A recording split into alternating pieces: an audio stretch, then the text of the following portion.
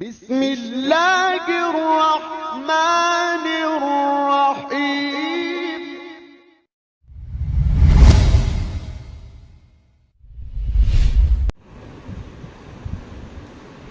إن الحمد لله نحمده ونستعينه ونستغفره ونعوذ بالله من شرور أنفسنا ومن سيئات أعمالنا. من يهده الله فلا مضل له ومن يضلله فلا هادي له، وأشهد أن لا إله إلا الله وحده لا شريك له، وأشهد أن محمدا عبده ورسوله. أما بعد فإن خير الحديث كتاب الله، وخير الهدي هدي محمد صلى الله عليه وسلم. شر الأمور محدثاتها، وكل محدثة بدعة، وكل بدعة ضلالة، وكل ضلالة في النار. قال الله تبارك وتعالى في كلامه المجيد: أعوذ بالله من الشيطان الرجيم، وما خلقت الجن والإنس إلا ليعبدون. بڑائی حمد اللہ سبحانہ و تعالیٰ کے لیے لائق و زیبا ہے، جو سارے انسانوں کا خالق، مالک اور رازق ہے۔ محمد اکرم صلی اللہ علیہ وسلم پر بے شمار درود و سلام نازل ہو۔ محترم بزرگوں، نوجوان ساتھیوں اور خواتین اسلام،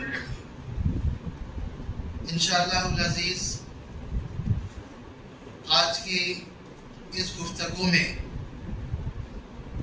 ہم ایک بڑی کمی کی جانب اشارہ کریں گے جو ہم تمام میں پائی جاتی ہے الا ماشاءاللہ۔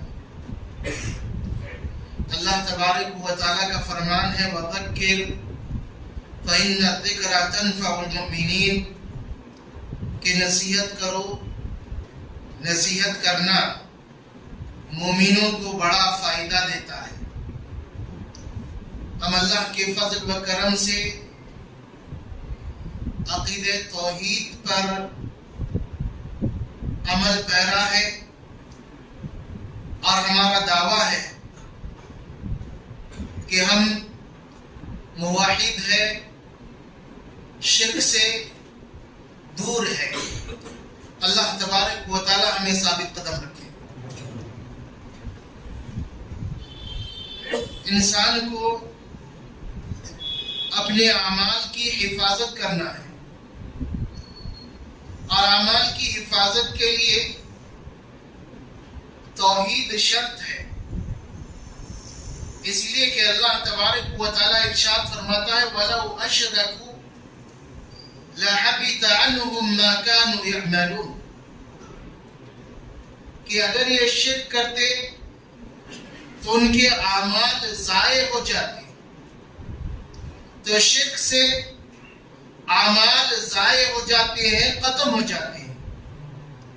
جب ہم اپنا عقیدہ مضبوط کر لیے تو جتنا عقیدے کی اہمیت، اتنی ہی ایک اور عبادت کی اہمیت، اور وہ عبادت ہے نماز۔ نماز اسلامی عبادات میں ایک اہم مقام رکھتی ہے، بلکہ یوں کہیں کہ توحید کے بعد سب سے افضل نیکی نماز ہے۔ نبی اکرم صلی اللہ علیہ وسلم نے اسلامی ارکان کی ترتیب بتائی، جس میں نماز توحید کے بعد دوسرے نمبر پر ہے۔ توحید کے بعد دوسرے نمبر پر نماز ہے۔ اور یاد رکھیں کہ نماز صرف امت محمدیہ پر فرض ہے ایسی بات نہیں، بلکہ اللہ تبارک و تعالیٰ نے پچھلی امتوں میں نماز رکھا تھا۔ اس کی کیفیت ہو سکتا مختلف ہو۔ اللہ رب العالمین نے انبیاء علیہ السلام کا ذکر کرنے کے بعد ارشاد فرمایا: وَأَوْحَيْنَا إِلَيْهِمْ فِعْلَ الْخَيْرَاتِ وَإِقَامِ الصَّلَاةِ وَإِيتَاءِ الزَّكَاةِ. ہم نے ان انبیاء کی جانب نیک کاموں کا حکم دیا اور ساتھ ساتھ نماز اور زکوٰۃ کا بھی حکم دیا. پچھلی امتیں بھی نماز پڑھا کرتی تھی.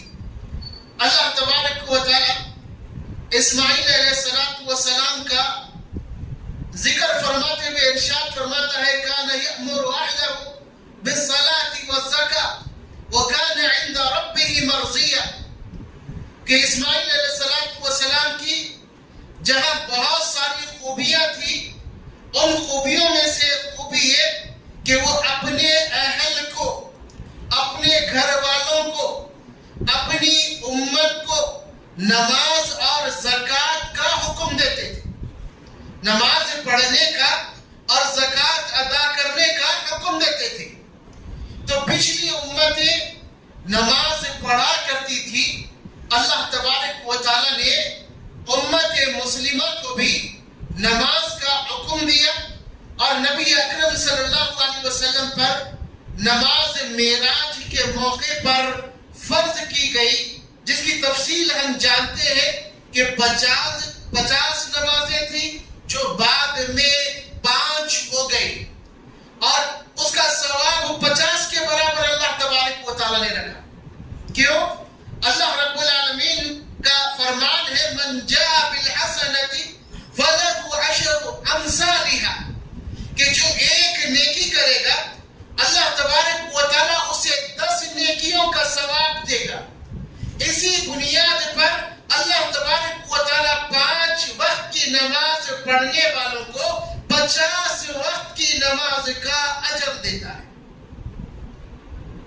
لیکن ہم دیکھتے ہیں کہ نماز کے معاملے میں ہم بہت کاہل واقع ہو رہے ہیں.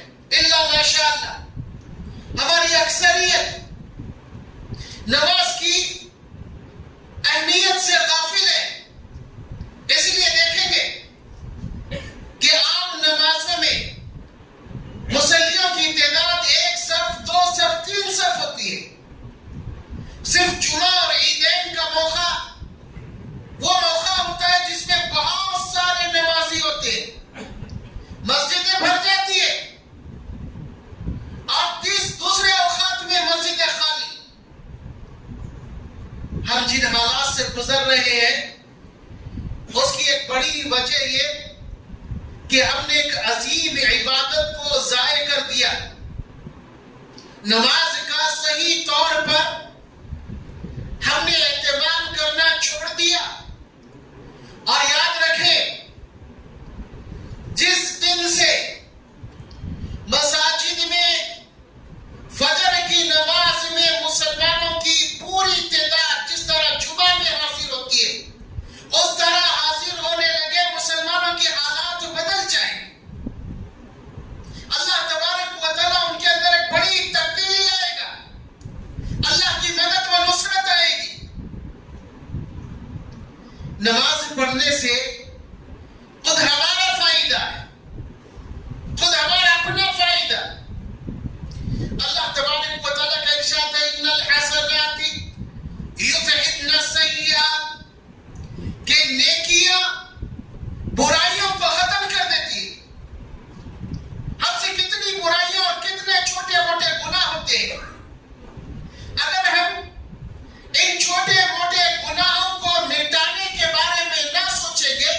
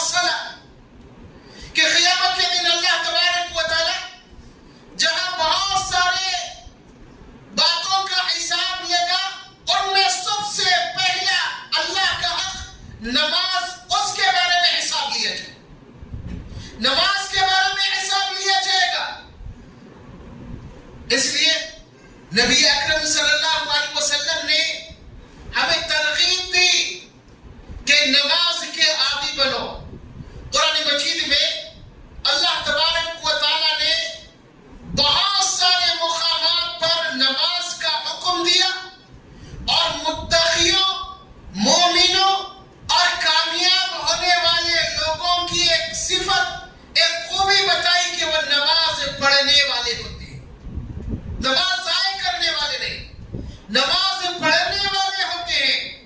نبی اکرم صلی اللہ علیہ وسلم فرماتے ہیں الصلاۃ نور، کہ لوگوں نماز نور ہے. اگر نور ہمیں نہیں ملے گا، ہمارے پاس نور نہیں ہوگا، تو ہمارے معاملات صحیح نہیں ہوں گے، صحیح نہیں ہوں گے.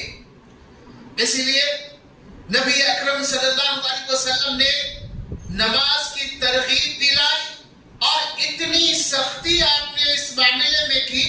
فرمایا مروا ابناکم بالصلاۃ لسبع، کہ تمہارے بچے جب 7 سال کی عمر کو پہنچ جائے تو انہیں نماز کا حکم دو، نماز کا حکم دو انہیں.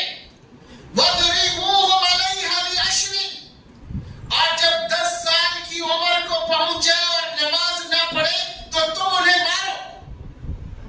بچوں کے ساتھ شفقت کرنے کا حکم دیا ہے. اور آپ نے فرمایا کہ جو رحم نہ کرے اور شفقت سے کام نہ لے، جو بڑوں کا اکرام، بڑوں پر رحم نہ کرے اور بچوں پر شفقت نہ کرے، وہ ہم میں سے نہیں ہے. لیکن وہی نبی اکرم صلی اللہ علیہ وسلم نماز کا معاملہ ہو تو فرما رہے وَضْرِبُوهُمْ عَلَيْهَا لِعَشْرٍ، کہ اگر بچے 10 سال کے بعد نماز نہ پڑھے، نماز کے پابند نہ بنے تو تم انہیں مارو. ہمارا حال یہ کہ ہم خود نماز نہیں پڑھتے تو کہاں ہمارے بچوں کو تعلیم دیں گے اور کہاں ان کی تنبیہ کریں گے. ہم خود عمر کے اس حصے میں پہنچ کر نماز سے غافل ہے تو کیسے ہمارے بچوں کی تربیت کریں گے. اور یاد رہے، بچوں کی تربیت میں نماز کا بڑا کردار ہے. اپنے بچوں کی، اپنے گھر والوں کی تربیت میں نماز کا بڑا کردار ہے. نبی اکرم صلی اللہ علیہ وسلم نے جہاں فرض نماز کے ساتھ نوافل کا ذکر کیا، وہی حکم دیا کہ تم اپنے گھر میں نماز پڑھا کرو، نفل نمازیں. کیوں؟ تاکہ بچوں کی تربیت ہو. بچہ جیسے اپنے ماں باپ کو دیکھتا ہے ویسے ہی کرنے کی کوشش کرتا ہے. اگر ہم گھر میں نماز کا اہتمام کریں گے تو ہمارے بچے بھی اب نماز کی جانب راغب ہوں گے. ہم جیسے نماز پڑھیں گے ویسے ہی نماز پڑھنے کی کوشش کریں. نماز کے فائدوں میں سے ایک فائدہ نبی اکرم صلی اللہ علیہ وسلم فرماتے ہیں ارائیتو لو ان بباب احدکم نہرا، صحابہ سے آپ نے فرمایا بتاؤ تو صحیح، اگر کسی کے گھر کے دروازے پر نہر جا رہی ہو اور پھر اس نہر میں وہ دن میں 5 وقت نماز، 5 وقت غسل کرتا، اس نہر میں دن میں 5 وقت غسل کرتا، هل يبقى من دمه من شيء، تو کیا اس کے جسم پر میل کچھ باقی رہے گا؟ صحابہ نے کہا کہ اللہ کے رسول 5 وقت کوئی انسان دن میں غسل کرے تو اس کے جسم پر میل کچھ باقی نہیں رہ سکتا.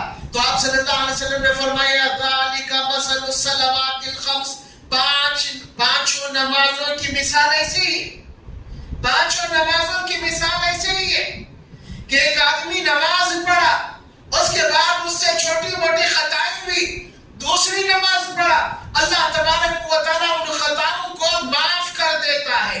جیسے کہ نبی اکرم صلی اللہ علیہ وسلم نے ایک اور حدیث میں بیان فرمایا کہ الصلاۃ المکتوبۃ والجمعۃ الی الجمعہ مکفرات لما بینہن، کہ 5 وقت کی نمازیں، 5 وقت کی فرض نمازیں اور ایک جمعہ سے دوسرا جمعہ، اس درمیان میں انسان سے جتنی غلطیاں ہوتی ہے اللہ تبارک و تعالیٰ صحیح طور پر نماز ادا کرنے، صحیح طور پر جمعہ ادا کرنے سے ان گناہوں کو، صغیرہ گناہوں کو مٹا دیتا ہے، معاف کر دیتا ہے. اسی لیے قرآن مجید میں اللہ تبارک و تعالیٰ نے جا بجا نماز کا حکم دیا، بلکہ نبی اکرم صلی اللہ علیہ وسلم نماز کا اہتمام کیا کرتے تھے اور لوگوں کو اتنا زیادہ ترغیب دلایا کرتے تھے کہ صحابہ اکرام رضوان اللہ علیہم اجمعین کے تعلق سے تابعین کہتے ہیں کہ ہم نے صحابہ کو نماز کے علاوہ کسی دوسرے مسئلے پر کسی کو کافر کہتے ہوئے نہیں سنا. یعنی ان کی نظر میں نماز کا چھوڑنا انسان کو کفر تک لے جاتا ہے، کیونکہ نبی اکرم صلی اللہ علیہ وسلم کا فرمان من ترک صلاة متعمدا فقد کفر، کہ جس نے جان بوجھ کر نماز چھوڑی، جان بوجھ کر نماز چھوڑی، اس نے کفر کا ارتکاب کی. بلکہ اللہ کے رسول صلی اللہ علیہ وسلم کا فرمان العہد الذی بیننا وبینہم ترک الصلاۃ، کہ ہمارے اور کافروں کے درمیان، ہمارے اور کافروں کے درمیان فرق کس بات کا ہے؟ نماز چھوڑنے کا ہے. یعنی لوگ ہمیں نماز پڑھتے ہوئے دیکھ کر ہمارے مومن ہونے، ہمارے مسلمان ہونے کی گواہی دیتے ہیں، فرق کرتے ہیں کافروں سے. نبی اکرم صلی اللہ علیہ وسلم جب کسی لشکر کو روانہ کرتے تو انہیں صبح کے وقت حملہ کرنے کی تاکید کرتے اور انتظار کرنے کا حکم دیتے کہ دیکھو وہاں اذان ہوتی کیا، اگر اذان ہو رہی ہے تو سمجھو وہاں پر مسلمان بھی ہے، وہاں پر مسلمان بھی ہے. لیکن ہم نے نماز سے بہت کوتاہی کی، اتنی کوتاہی کہ ہمارے پاس ہر چیز کے لیے وقت ہے، ہر چیز کے لیے، لیکن نماز کے لیے وقت نہیں ہے. جبکہ نماز کامیابی کے لیے ضروری ہے. اللہ تبارک و تعالیٰ سورہ مومنون میں ارشاد فرماتا ہے قد افلح المؤمنون، کہ مومن کامیاب ہو گئے. پھر کامیاب ہونے والے مومن کیسے ہوتے ہیں ان کا ذکر کرتے ہوئے اللہ تعالیٰ فرماتا ہے الذین هم فی صلاتہم خاشعون، وہ مومن جو نماز میں خشوع و خضوع اختیار کرتے ہیں، بڑی اچھے انداز سے نماز ادا کرتے ہیں. 10 صفتیں اللہ تبارک و تعالیٰ نے بیان فرمائی، 10 خوبیاں. پہلی خوبی وہ نماز کو خشوع اور خضوع سے ادا کرتے ہیں، اور آخری 10ویں خوبی اللہ تبارک و تعالیٰ نے فرمایا الذین هم علی صلواتہم یحافظون، کہ وہ مومن کامیاب ہے جو اپنے نمازوں کی حفاظت کرتے ہیں، اپنے نمازوں کی حفاظت کرتے ہیں. اللہ تبارک و تعالیٰ ارشاد فرماتا ہے حافظوا علی الصلوات والصلاة الوسطى وقوموا للہ قانتین، کہ لوگوں نمازوں کی حفاظت کرو اور خاص کر صلاۃ وسطی عصر کی نماز کی خصوصی طور پر حفاظت کرو. کیونکہ نبی اکرم صلی اللہ علیہ وسلم فرماتے ہیں من ترک صلاۃ العصر، کہ جس نے عصر کی نماز چھوڑ دی گویا اس کے اہل و عیال برباد ہو گئے، اس کا مال، اس کے اہل و عیال برباد ہو گئے. ایک بڑا نقصان اس کے حصے میں آیا. نمازوں کی حفاظت، اس کا کیا مطلب ہے؟ نماز کی حفاظت کا مطلب یہ کہ نماز کو اس کے وقت پر ادا کیا جائے، کیونکہ اللہ تبارک و تعالیٰ کا فرمان ہے ان الصلاۃ کانت علی المؤمنین کتابا موقوتا، کہ نماز مسلمانوں پر ایک مقررہ وقت میں فرض ہے. نماز کو وقت پر ادا کیا جائے اور ویسے ہی ادا کیا جائے جیسے نبی اکرم صلی اللہ علیہ وسلم ادا کیا کرتے تھے، ویسے ہی ادا کیا جائے جیسے نبی اکرم صلی اللہ علیہ وسلم نماز ادا کیا کرتے تھے. نبی اکرم صلی اللہ علیہ وسلم نے اپنے صحابہ کو نماز کی تعلیم دینے کے لیے منبر پر آپ نے نماز پڑھ کر بتایا عملی طور پر، اور اس کے بعد ارشاد فرمایا صلو کما رأیتمونی اصلی، کہ لوگوں ویسے ہی نماز پڑھنا جیسے مجھے نماز پڑھتے ہوئے دیکھا، ویسے ہی نماز پڑھنا جیسے مجھے نماز پڑھتے ہوئے دیکھا. نماز کو وقت پر ادا کریں، ویسے ادا کریں جیسے نبی اکرم صلی اللہ علیہ وسلم نے ادا کیا، اور ساری باتوں کا خیال رکھیں جن کی تعلیم دی گئی. اس کو کہتے ہیں نماز کی حفاظت کرنا، نماز کی حفاظت کرنا. ایک بات یاد رہے، اتنی اہم عبادت ہے کہ اللہ تبارک و تعالیٰ نے جنگ کے موقع پر بھی اسے معاف نہیں کیا. جنگ کے موقع پر بلکہ صلاۃ الخوف حالت جنگ میں نماز کا حکم دیا گیا کچھ مختلف صورت کے ساتھ, لیکن نماز چھوڑنے کا حکم نہیں دیا گیا. جنگ کی حالت میں بھی نماز ادا کرنے کا حکم دیا گیا. ایسے نہیں کہ جنگ چل رہی ہے, خوف میں ہے, نماز چھوڑ دے. نہیں,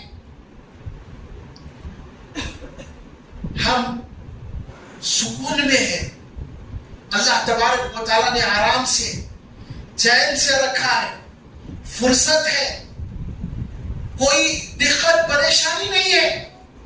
اس کے باوجود بھی ہم نماز میں کوتاہی کرنے والے, نماز میں سستی کرنے والے. یاد رکھیں, یہ سستی, یہ کوتاہی, یہ سستی اور یہ کوتاہی, اس کا بہت بڑا نقصان ہوگا. ایک اور چیز ذہن میں رکھیں, اگر کوئی دعویٰ کر رہا ہے کہ وہ موحد ہے اور نماز نہیں پڑھتا ہے, تو اس کے دعوے میں وہ 100% سچا نہیں ہے. اس کے دعوے میں وہ پوری طرح سچا نہیں ہے. جو موحد ہوگا وہ ضرور نماز ادا کرے گا, نمازی ہوگا.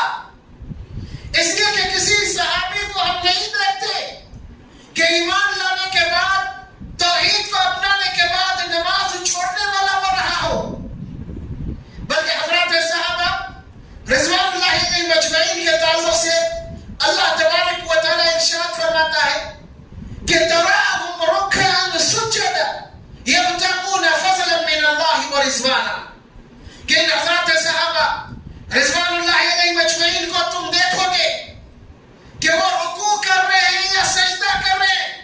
فرض نماز تو پڑھتے ہی پڑھتے ہیں, اس کے ساتھ ساتھ نوافل کا اور خاص کر تہجد کا بہت زیادہ اہتمام کیا کرتے تھے. تراہم رکعا سجدا, تم نے دیکھو گے کہ وہ یا تو رکوع کر رہے ہیں یا پھر سجدے میں ہیں. اللہ تبارک و تعالیٰ ایک اور مقام پر ارشاد فرماتا ہے تتجافى جنوبهم عن المضاجع يدعون ربهم خوفا وطمعا ومما رزقناهم ينفقون, کہ آدھی رات کو ان کے پہلو بستروں سے الگ ہو جاتے ہیں, بستروں سے الگ ہو جاتے ہیں. رات کے وقت کیا کرتے ہیں؟ نماز پڑھتے ہیں. يدعون ربهم خوفا وطمعا, دعا کرتے ہیں اپنے پروردگار سے, خوف کھاتے ہوئے, امید کرتے ہوئے, اللہ رب العالمین کو راضی کرنے کی کوشش کرتے. اگر ایک انسان چاہتا ہے کہ اس دنیا میں اسے کامیابی ملے تو نماز کا سختی کے ساتھ اسے اہتمام کرنا پڑے گا, کیونکہ کامیابی بغیر نماز کے ممکن نہیں. بغیر نماز کے کامیابی ممکن نہیں. اگر ایک تاجر یہ سمجھتا ہے کہ نماز کی وجہ سے میرا کاروبار متاثر ہوگا, تو اس کی یہ غلط فہمی, اس کی غلط فہمی. وہ نماز کا اہتمام کرے تو اللہ تبارک و تعالیٰ اسے رزق دے گا, اللہ تبارک و تعالیٰ رزق دے گا. رزق کی ذمہ داری اللہ کی, اللہ کے ہاتھ میں ہے رزق دینا. اور بہت سارے لوگ نماز کے سلسلے میں یہ عذر پیش کرتے ہیں کہ ہم گھر میں نماز ادا کرتے ہیں. تو یاد رہے, مسجد کو پہنچ سکتے ہیں تو گھر میں نماز ادا نہیں کی جا سکتی. مسجد میں نماز ادا کرنے کی نبی اکرم صلی اللہ علیہ وسلم نے سختی کے ساتھ تاکید کی ہے کہ نماز مسجد میں ادا کرے. نبی اکرم صلی اللہ علیہ وسلم فرماتے ہیں الا ادلکم ما یمحو اللہ به الخطایا ویرفع به الدرجات, کہ میں تمہیں ایسی باتیں نہ بتاؤں جن کی وجہ سے اللہ تبارک و تعالیٰ گناہوں کو معاف کرے گا اور درجات کو بلند کرے گا. ایسے اعمال